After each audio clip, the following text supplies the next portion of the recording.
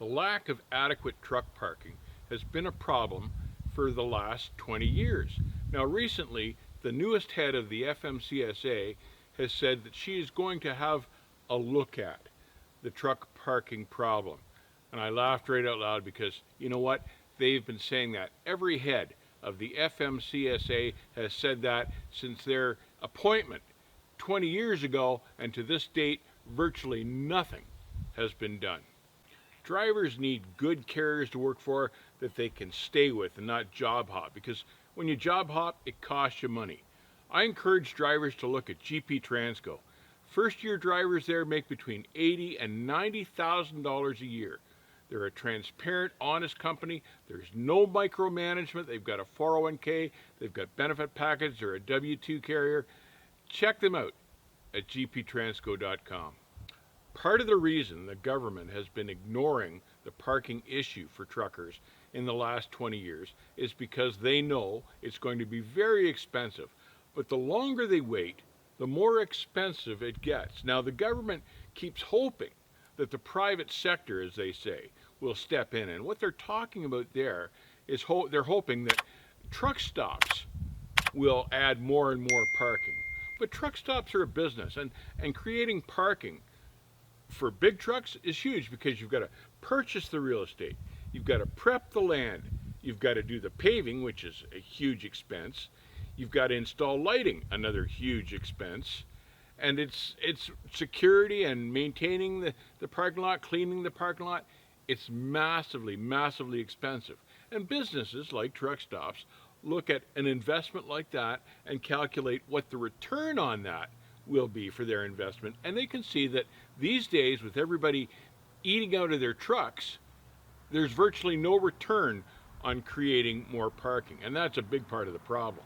Now, parking is particularly an issue on the eastern seaboard, and drivers find that they've got to be parked and landed by about 4 o'clock in the afternoon just to ensure that they get a spot.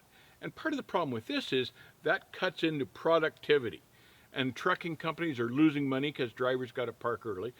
Drivers are losing money because they've got to park early. Then you've got the hours of service that interfere, because if you park at 4 p.m., you're good to go for your hours of service at 2 a.m. Who wants to go at 2 a.m.? That's not even a smart idea on the eastern seaboard. That's not even safe. So the hours of service have compounded the issue with the lack of parking, and basically anywhere east of the Mississippi.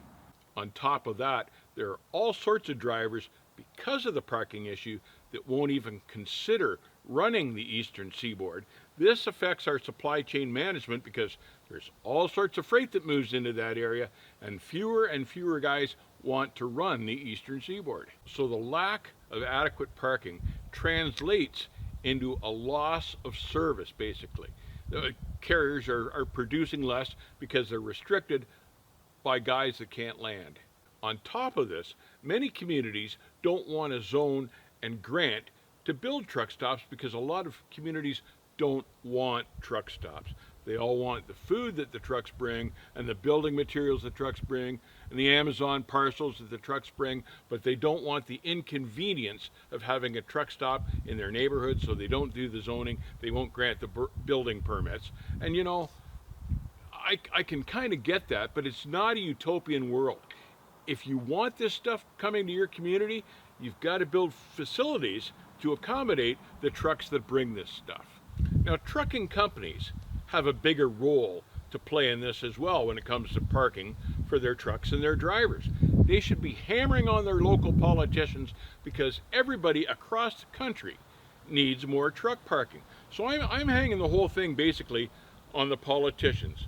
And perhaps if they spent less money on these glamour trips to Europe and working on this green energy deal, if they concentrated more on spending time at home and spending more money at home to solve the problems at home, I think that would be a really good idea. I think they should be helping the trucking community instead of ignoring it.